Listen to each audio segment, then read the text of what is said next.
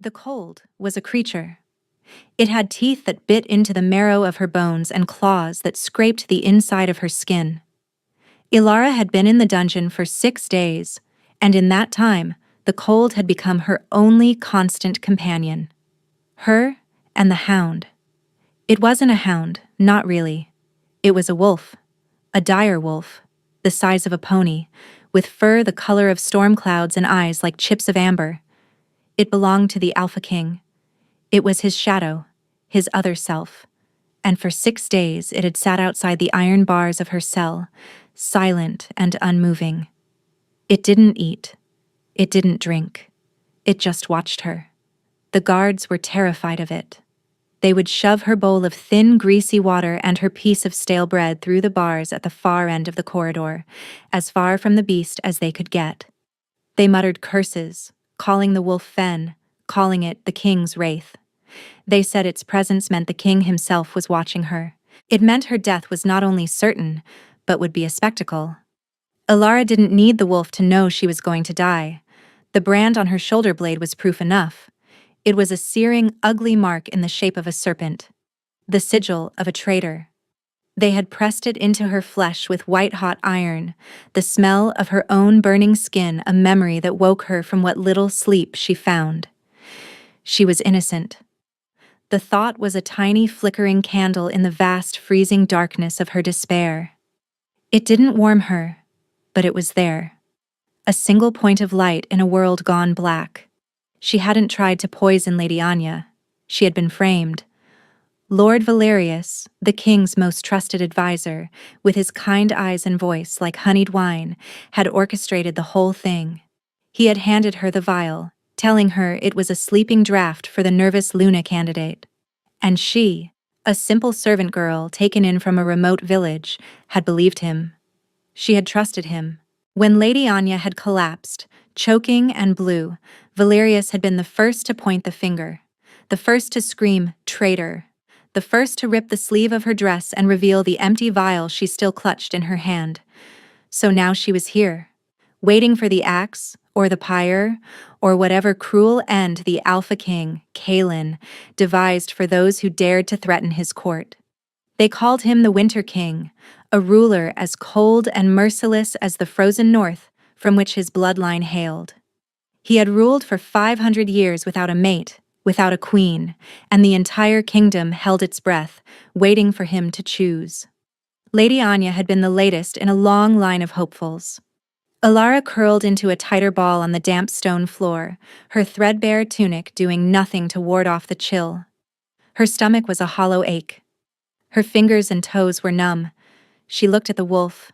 Its amber eyes were fixed on her, unblinking. It wasn't the gaze of a predator waiting for a meal. It was something else, something she couldn't name. It felt like a question. On the 7th day, the sound of heavy, booted footsteps echoed down the corridor, different from the shuffling steps of the guards.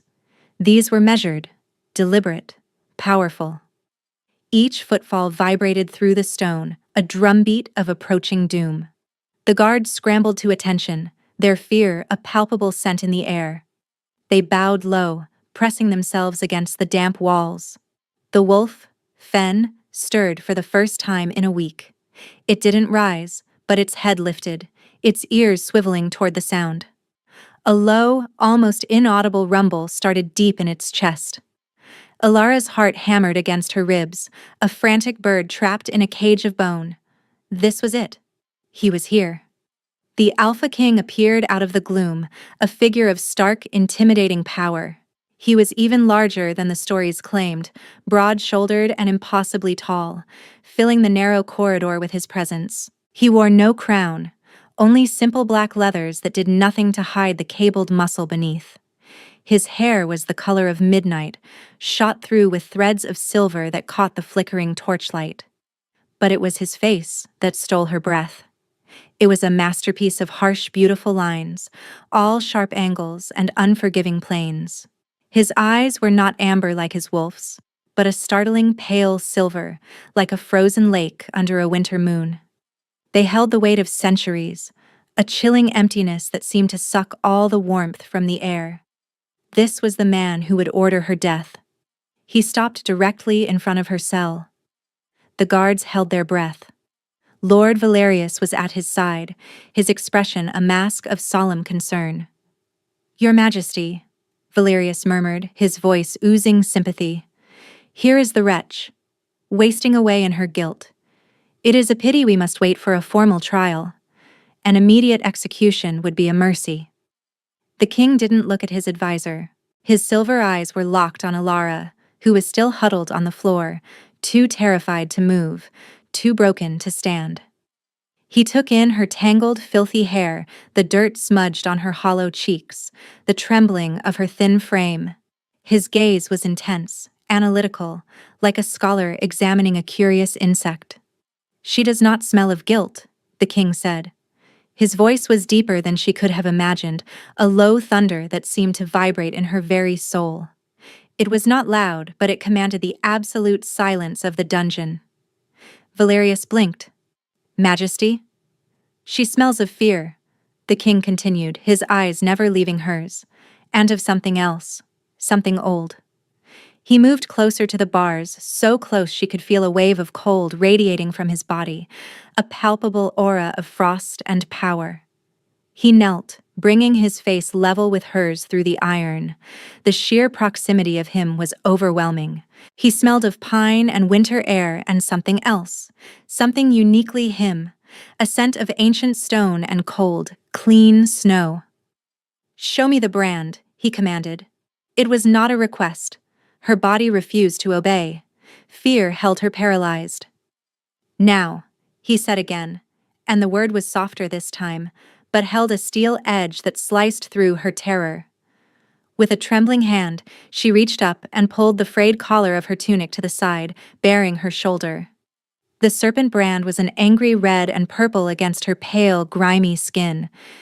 It was still tender, still weeping. The king's silver eyes narrowed. He looked at the mark, his expression unreadable. For a long moment the only sound was the drip of water somewhere in the darkness and the frantic pounding of her own heart. "Who held the iron?" he asked. The question was so unexpected it jolted her.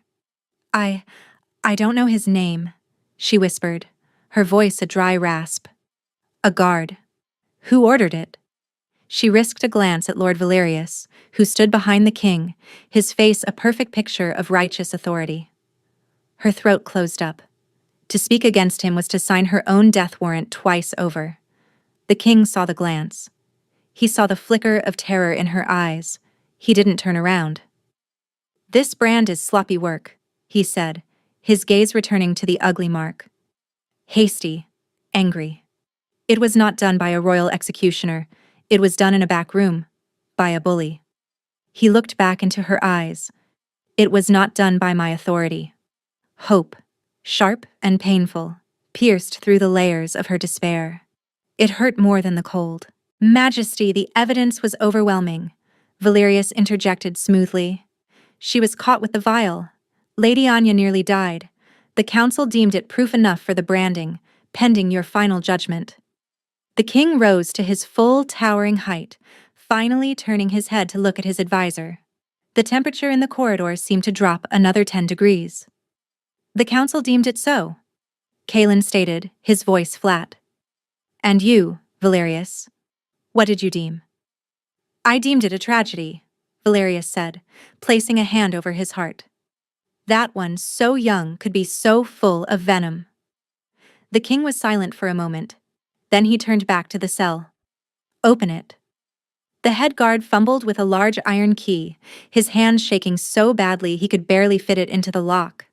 The lock groaned, the heavy door creaked open. Ilara flinched back, pressing herself against the far wall. What was happening? "She is to be moved to the west wing," the king announced, his voice echoing in the sudden ringing silence. "She will be cleaned, fed, and quartered there, under my personal watch." Lord Valerius went rigid. "Your Majesty, that is unwise. The girl is a proven traitor, a poisoner. To bring her into the royal residence." "I was addressing the guard," Kalen cut in, his voice dropping to a lethal calm that was more terrifying than any shout. "Not my advisor." Anyone who objects to my command can take their concerns to my dungeons. This cell appears to be free." The threat was absolute. Valerius paled, his mouth snapping shut with an audible click.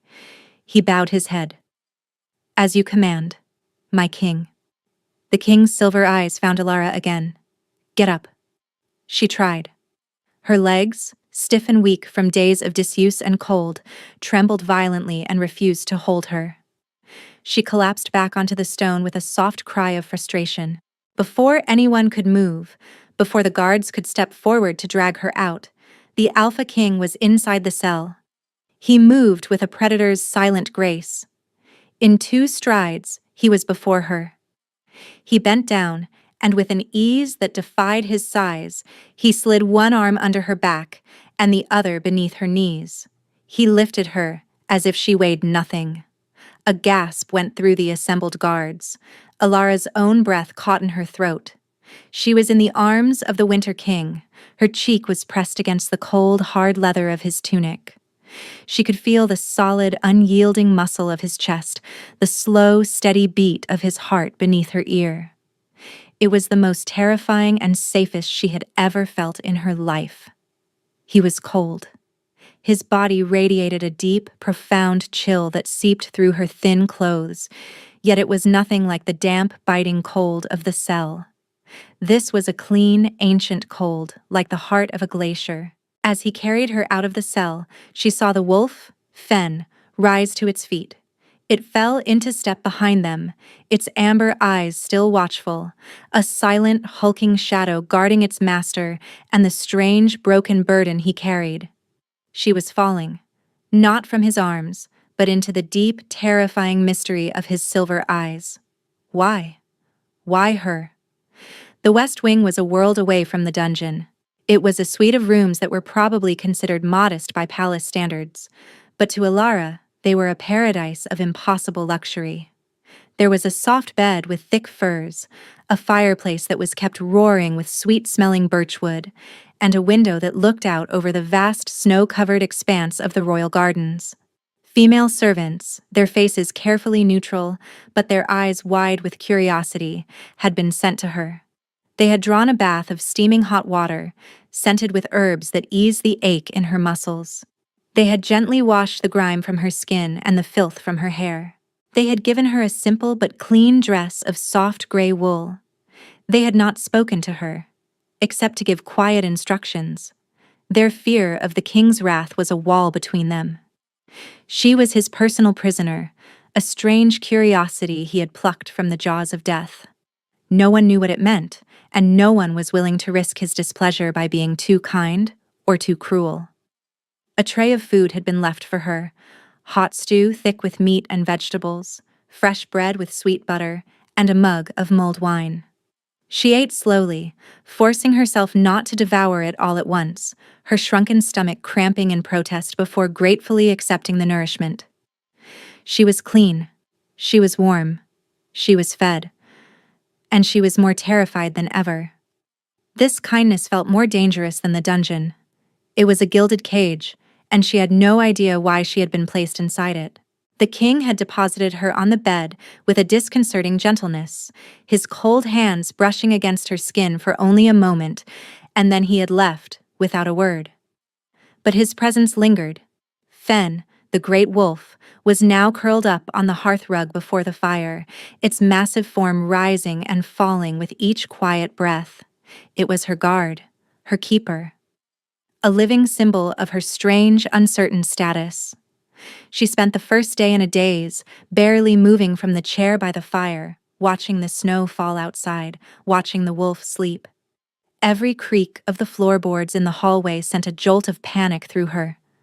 She was waiting. But for what? She did not know. On the second day, the king returned. He entered without knocking, his presence filling the room and sucking the air from her lungs. He was carrying a stack of old, leather-bound books. He didn't look at her, instead striding over to a large, dust-covered desk in the corner of the room. "This wing has been sealed for a century," he said, his voice a low rumble. He dropped the books onto the desk, sending up a puff of dust. "The library is in disarray. You will put it in order. Ilara stared at him, confused. My king? He finally turned his silver gaze on her. You can read, can you not? The records from your village said the parish priest taught you letters. She swallowed, nodding numbly. Yes, your majesty. Good, he said. Then you have a purpose. Catalog these. By title, by author, by year of printing. I want a complete inventory. He gestured to the countless shelves lining the walls, groaning under the weight of thousands of forgotten volumes. It should keep you occupied. This was the arrangement. She was not a guest. She was a servant, a prisoner assigned a task. It was a relief. A task was something she understood. It had boundaries. It had rules. Yes, your majesty, she whispered, rising from her chair. He watched her for a moment, his expression unreadable. You will be brought 3 meals a day. You will not leave these rooms. Fen will remain with you. Do you understand? I understand. He gave a curt nod and turned to leave. At the door, he paused. The healers have tended to Lady Anya. She will make a full recovery. The poison was not as potent as the panic it caused. He left before she could process the information, the heavy door clicking shut behind him.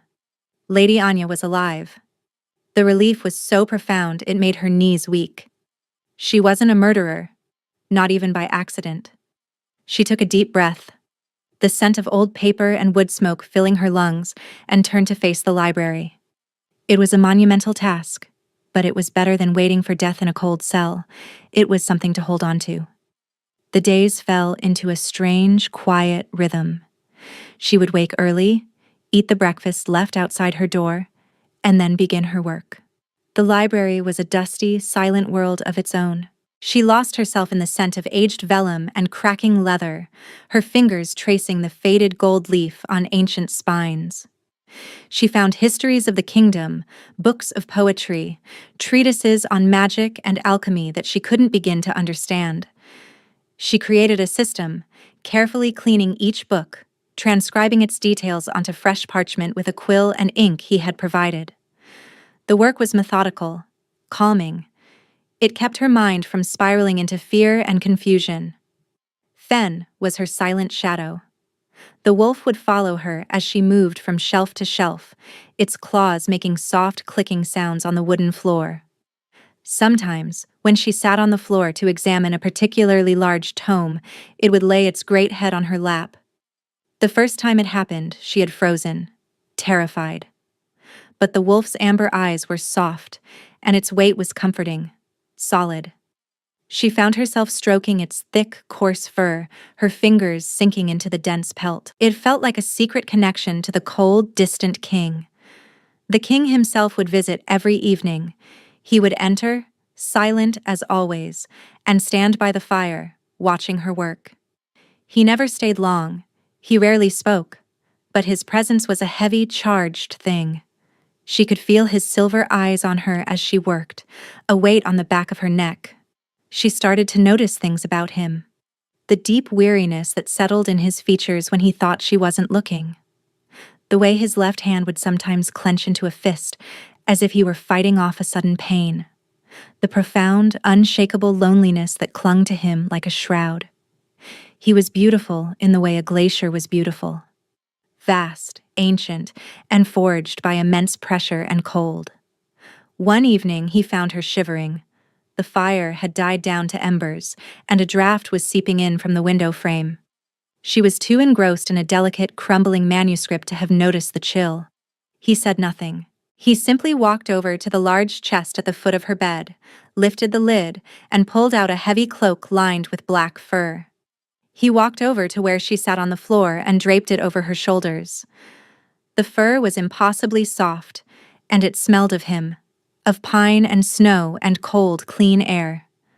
The weight of it was a comfort, a shield against the creeping chill. "Thank you," she whispered, her voice barely audible. He just nodded, his silver eyes lingering on her for a moment longer than usual, before he turned and left the room. She clutched the cloak around her, her heart doing a strange, fluttering dance. It was just a cloak, A practical gesture. He didn't want his prisoner freezing to death. That was all. But it felt like more. It felt like a crack in the ice. A week later, she found something extraordinary. Tucked away on a high shelf behind a row of dull legal texts was a slim volume bound in dark blue leather. It was a collection of epic poems from the Sunstone Isles, a place far to the south. It was said that only 3 copies had ever been made, and 2 had been lost to fire a century ago. It was a priceless treasure. When the king arrived that evening, she had left the book sitting open on the main desk. He stopped when he saw it, his usual stoicism faltering. He walked to the desk and ran a hand over the open page, his touch surprisingly reverent. "Where did you find this?" he asked, his voice low with something that sounded almost like wonder. "It was hidden, Your Majesty," she said from her spot by the shelves, behind the provincial tax records from the 3rd century. He looked up at her, and for the first time, she saw something other than coldness in his eyes. A flicker of something warm. Surprise. Maybe even pleasure. "My grandfather searched for this his entire life. He believed it to be a myth." "It is not a myth," she said softly. "No," he agreed, his gaze returning to the book. "It is not." He closed the volume gently. "You have done well." The quiet praise warmed her more than the fire, more than the heavy cloak. It was a dangerous feeling. Hope was a dangerous thing. He began to stay longer. He would pull up a chair near the fire while she worked, sometimes reading, sometimes just watching the flames. The silence between them changed. It was no longer a void of fear and uncertainty, but a shared space, filled with the soft rustle of pages and the crackle of the fire. One night, he spoke into the quiet. "Tell me about the brand." Ilara froze, her quill hovering over the parchment. She looked at him, silhouetted against the firelight. His face was in shadow, unreadable. Fen lifted his head from her feet, as if he too were listening. "What is there to tell?" she asked, her voice tight. "They said I was a traitor. They made me one." "Tell me your version," he said. His voice was not demanding. It was a simple, quiet request. And so, she told him. She told him everything. About Lord Valerius's false kindness, about the vial he had given her, about the chaos in the dining hall, the accusations, the immediate brutal pain of the branding iron in a locked storeroom. She spoke in a low, flat voice, reciting the facts without tears, without hysterics. The pain was too deep for tears. When she finished, the silence returned, heavier than before. She waited for his judgment, for his disbelief. "Valerius has served my line for 200 years, Kaelin said finally, his voice thoughtful. His family has always been loyal. The small, fragile hope in her chest withered. Of course, he would believe his trusted advisor, not a nameless branded servant girl. "I know how it must sound," she whispered, turning back to her work, her eyes stinging. "I did not say I disbelieve you," he said, his voice cutting through her despair. "I said he has always been loyal. Past loyalty is not a promise of future fidelity." He stood up. "The word of a man who craves power against the word of a girl who has none. It is a puzzle." He came to stand behind her, so close she could feel the chill of his presence. She tensed, expecting, she didn't know what. His fingers, shockingly cold, brushed against the wool covering her shoulder, tracing the shape of the hidden brand. She flinched, but his touch was feather-light. "Does it hurt?" he asked, his voice a murmur near her ear. "Only when I breathe," she answered, the truth slipping out before she could stop it. He was silent for a long moment. His hand retreated. "Continue your work," he said, his voice once again distant and cool. He left, and she was alone with the wolf and the roaring fire, and the ghost of his cold touch on her shoulder. The boundary he had set was eroding. She could feel it. And the thought terrified her as much as it thrilled her. She was beginning to see the man behind the mask of the Winter King, and she feared she was beginning to care for him. The deeper they fell into their quiet routine, the more she noticed the cracks in his icy facade. Sometimes, in the middle of their silent evenings, he would wince, his hand flying to his chest. A subtle tremor would run through his powerful frame, and a fine sheen of frost, delicate as cobwebs, would momentarily appear on his skin before vanishing. He always tried to hide it, turning away from her or clenching his fists until his knuckles were white. But she saw. She saw the flash of pain in his silver eyes, the tightness around his mouth. Her fear for him was a new and unwelcome guest in her heart. It was a sharp, aching thing that had no place in the simple arrangement of prisoner and warden. What was wrong with him? Was he ill? Cursed? The thought of a curse clung to her mind. Old tales spoke of the kings of the north, of their immense power tied to ancient, dangerous pacts. Was his coldness not just a facet of his personality, but a literal affliction? As the king spent more time in her wing of the castle, Lord Valerius's visits to him grew more frequent and more tense. Ilara would sometimes hear their voices from the corridor outside her door, Valerius's smooth and placating, the king's sharp and dismissive. One afternoon, their voices were louder than usual.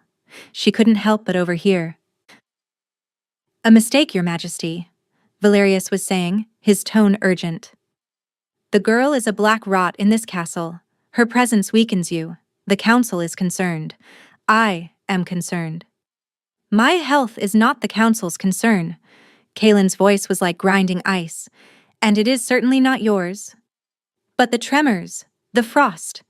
Forgive my presumption, sire, but these are the symptoms the old texts warned of. The curse of your bloodline. It awakens. It only manifests in the presence of—" Valerius trailed off, his insinuation hanging poisonously in the air. "Of what, Valerius?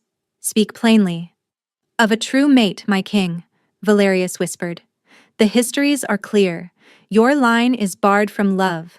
To feel it is to die. To feel it is to have your heart frozen solid. This girl, this traitor, she is somehow triggering it. She is a poison to you. You must get rid of her before it is too late." There was a deathly silence. Ilara stood frozen behind her door, her hand pressed to her mouth, her blood running cold. A curse that killed him if he loved. And Valerius was blaming her.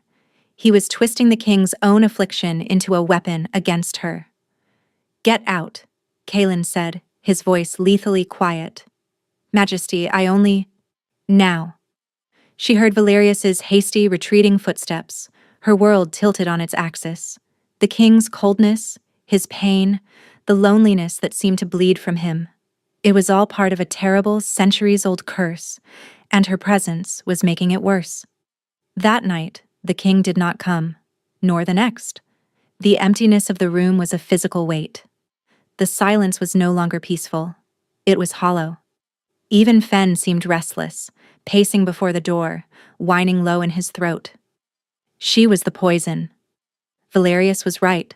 Her strange, burgeoning feelings for the lonely king, the impossible flicker of hope he had ignited in her. It was literally killing him. The thought was an agony beyond any she had ever known. She had to leave. For his sake, she had to disappear. But how? The door was locked from the outside. The window looked out over a sheer drop of 100 feet into a snow-filled moat. She was a prisoner, not just of the king, but of his kindness. On the third night, he finally appeared. He looked ravaged. The silver in his hair seemed more prominent, his face was pale and drawn, and the cold radiating from him was more intense than ever. He didn't look at her. He walked straight to the hearth and stared into the flames. "You have to send me away," she said, her voice shaking. The words felt like tearing her own heart out. He turned his head slowly, his silver eyes clouded with pain. "What?" "I heard you," she confessed, her voice dropping to a whisper. "You and Lord Valerius, the curse. I am making you sick. You have to send me away or execute me. Whatever you must do, but you cannot keep me here." He stared at her, a maelstrom of emotion swirling in his gaze, anger, pain, and something else. Something she couldn't dare to name. You think I would let Valerius dictate my actions? You think I would let an old wives' tale rule my kingdom? It is not a tale, she cried, taking a step toward him. I see it. I see the pain in your eyes, the frost on your skin. If my being here is hurting you, then you must let me go. And go where? He shot back, his voice harsh. Back to the dungeons? To the executioner's block that Valerius has already prepared for you? He would not let you live a day if I released you. It would be better than killing you slowly. The words hung between them, raw and terrible. He took a staggering step toward her, his face a mask of anguish. You do not know what you are talking about. I know that you saved me, she said, tears finally blurring her vision. And I will not be the reason for your death. He reached her, his hands coming up to grip her shoulders. His touch was freezing, a deep, biting cold that stole her breath. It was the cold of a tomb.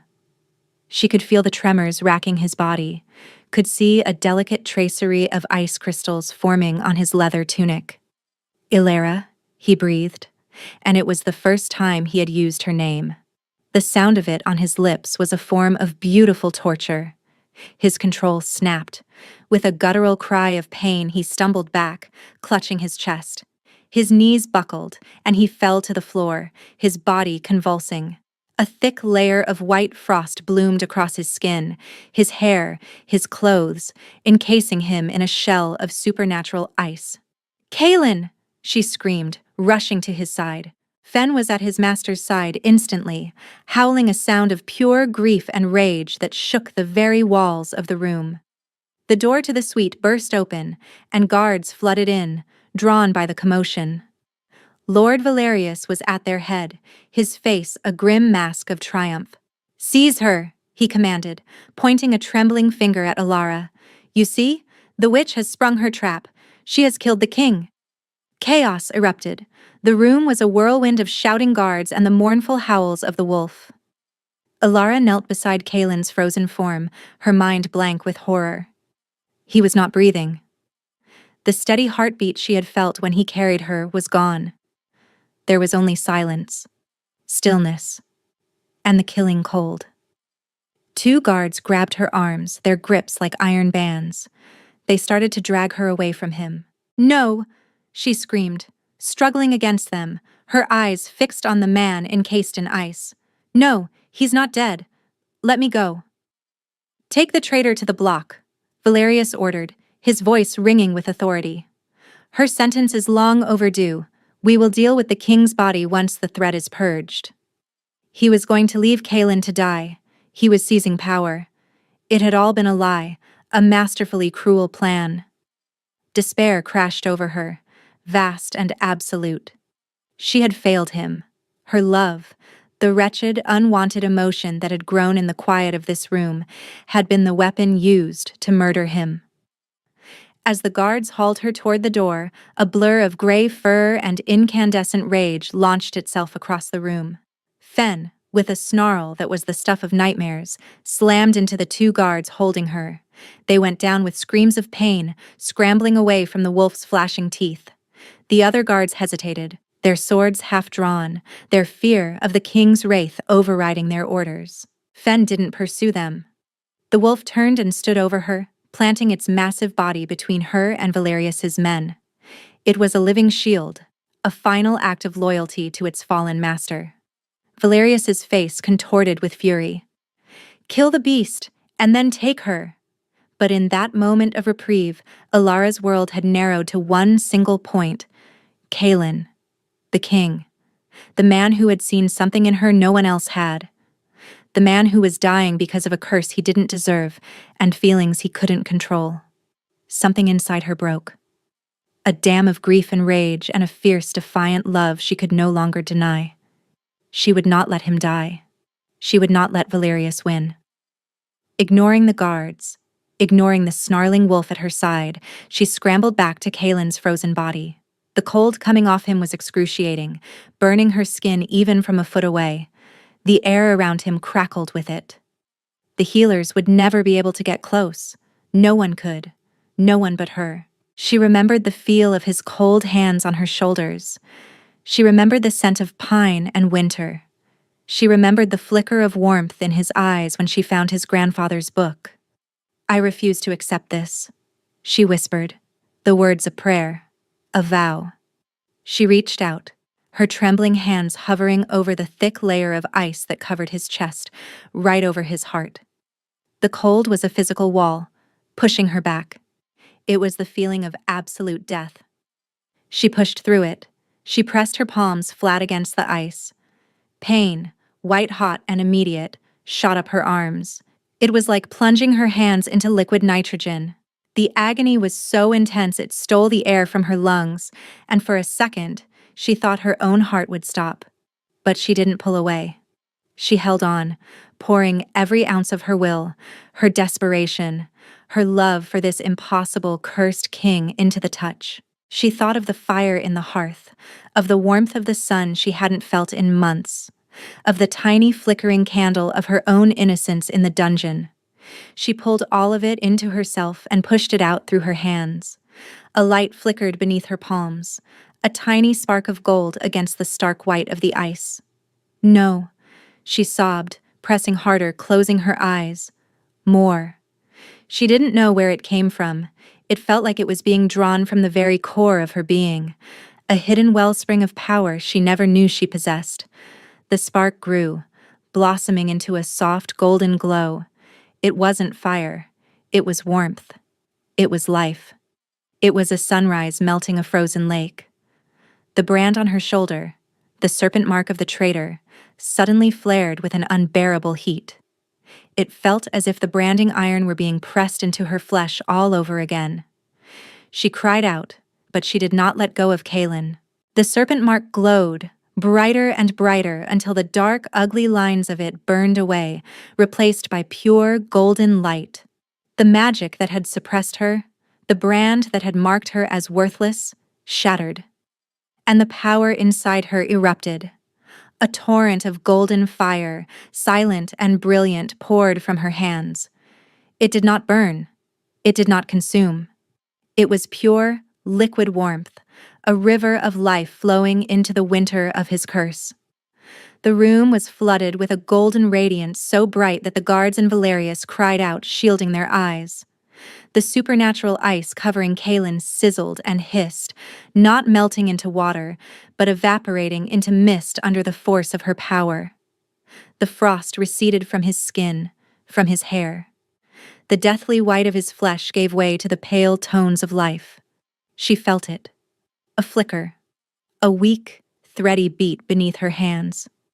His heart. She poured more of the golden energy into him, her own body trembling with the effort, sweat beading on her brow despite the lingering cold. The heartbeat grew stronger, steadier. The ice was almost gone now, banished by the sun of her magic. The cold that had radiated from him was gone. In its place was a neutral stillness. Then, with a deep, shuddering gasp, Kaelin's eyes flew open. They were no longer the color of a frozen lake. They were molten silver, alive and blazing with a fierce, raw power. He stared up at her hands still pressed to his chest, at the golden light that wreathed her like a halo. He looked at her face, her expression of tear-streaked, desperate determination. "Ilara," he rasped, his voice rough from disuse. The golden light faded from her hands, the effort leaving her dizzy and weak. She swayed, her strength utterly spent. Before she could fall, his arms, now strong and sure, wrapped around her, pulling her down against his chest. He held her tight, his face buried in her hair. She could feel the steady, powerful beat of his heart against her cheek. He was warm. For the first time since she had met him, the king was warm. "You," he whispered into her hair, his voice thick with an emotion she couldn't comprehend. It was awe. It was disbelief. It was 1,000 years of loneliness breaking apart. "It was you. All this time." He pulled back just enough to look at her. His hand came up, his fingers, now merely cool instead of freezing, gently tracing the smooth, unmarred skin of her shoulder where the brand had been. There was no sign of it, no scar, no mark, just a faint, lingering warmth. "They marked you a traitor," he said, his voice ringing with a newfound power that filled the stunned silence of the room. He looked past her, his molten silver eyes locking onto the terrified face of Lord Valerius. "I name you my heart." He rose to his feet, pulling her up with him. He kept one arm wrapped securely around her waist, holding her against his side as if he would never let her go. He stood tall, no longer a king of winter and ice, but a king of storms and stone, with his fire queen at his side. "Lord Valerius," Kaelin said, and his voice was the sound of an avalanche. "You accused my mate of treason. You used my family's curse to try and murder me and seize my throne. You branded an innocent woman." He paused, letting the weight of his words settle. "I believe we have a cell in the dungeon that is now available." Valerius paled, falling to his knees. "Your Majesty, I was mistaken. A misunderstanding. I acted only for your protection." "My protection is here," Kaelin stated, his arm tightening around Alara. His gaze swept over the stunned guards. "Seize him. Take him to the darkest hole you can find. His trial will be swift, and his sentence will be eternal." This time, the guards did not hesitate. They swarmed Valerius, who began to babble and plead as they dragged him, defeated and exposed, from the room. The room was quiet again, save for the crackling of the fire. Kaelin turned his full attention back to her. He cupped her face in his hands, his thumbs gently stroking her cheeks. The last of her fear finally dissolved, replaced by a profound, overwhelming sense of rightness, of belonging. "You are not the poison," he said, his voice soft and full of wonder. "You are the antidote. The curse. It wasn't about love. It was about the absence of it. It needed its other half. It needed its warmth." "I thought I was killing you," she whispered, her voice choked with the last of her tears. "You were saving me," he corrected her gently. He leaned down and pressed his lips to hers. His kiss was not cold. It was the heat of a forge, the promise of a hearth, the warmth of a life finally beginning. It was the end of winter. 3 months later, the castle felt like a different place. The air itself seemed warmer, the shadows in the ancient stone corridors less deep. Tapestries bearing a new sigil, a silver wolf encircled by a ring of golden flame, now hung in the great hall. Ilara, the fire queen of the Winter Kingdom, stood on a balcony overlooking the gardens. The snow was beginning to retreat, revealing the first stubborn green shoots of spring crocuses. A heavy cloak of white fur, a gift from Kaelin, was draped over her shoulders, but for the first time, it was for comfort, not a desperate need for warmth. Her power, now a familiar presence within her, was a quiet, steady ember in her chest. It rose and fell with her breaths, a constant connection to the man who now stood behind her. Kaelin's arms wrapped around her from behind, his chin resting on top of her head. He was a solid, reassuring presence, his body no longer radiating a deathly chill, but holding a comfortable, human coolness. His curse hadn't vanished, but it was dormant, balanced by her fire. As long as they were together, it was nothing more than a memory. "What are you thinking about?" he murmured into her hair. His voice, once a sound that inspired terror, was now her greatest comfort. "I was thinking about your wolf," she said, a small smile playing on her lips. "Sitting outside my cell. I thought he was my death warden." "He was," Kaelin said, his arms tightening around her. "He was guarding my death. I knew from the moment my guards found you collapsed in the snows on the border that you were significant. The bond between us, faint as it was, called to me." Valerius saw it as an opportunity. He framed you, brought you here, thinking I would execute you and prove myself free of any fated connection. He turned her in his arms to face him. His silver eyes, now clear and calm, held her gaze. "But the bond, even a fractured one, wouldn't let me. I couldn't sign your death warrant. I couldn't stay away. So I sent Fen. As long as he was there, no one could harm you. He was not guarding a prisoner. He was guarding my future. The truth of it settled into her heart, another piece of the puzzle falling into place. He had been protecting her, even when she thought he was her enemy. I was so afraid, she admitted softly. So was I, he confessed, and the vulnerability in his voice still had the power to shatter her. I have been alone for 500 years, Ilara. I believed love was a death sentence. I didn't know it was the key to my salvation. He took her hand, lifting it to his lips and pressing a kiss to her knuckles. Every day I chose duty over hope. I chose coldness over connection. Until you.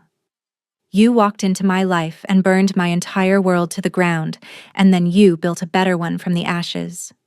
We built it, she corrected him, her fingers lacing with his. Together. A smile touched his lips, a rare, beautiful thing that was like watching the sunrise after a lifetime of twilight. Yes, we did. Fen, who had been lying at their feet, lifted his great head and rested it on Kaylin's boot, letting out a soft, contented sigh. Ilara leaned her head against her husband's chest, listening to the strong, steady beat of his heart. The worthless, branded servant girl was gone, burned away in a blaze of golden fire. The cold, lonely winter king was a memory, thawed by a love he never thought he could have. In their place stood a king and a queen, a wolf and a flame, bound together not by a curse, but by a choice. They had found each other in the darkness, and together they had brought the dawn. The future of their kingdom stretched before them, unknown and full of challenges, but they would face it as they had faced everything else. Together, she was home. And for the first time in his very long life, so was he.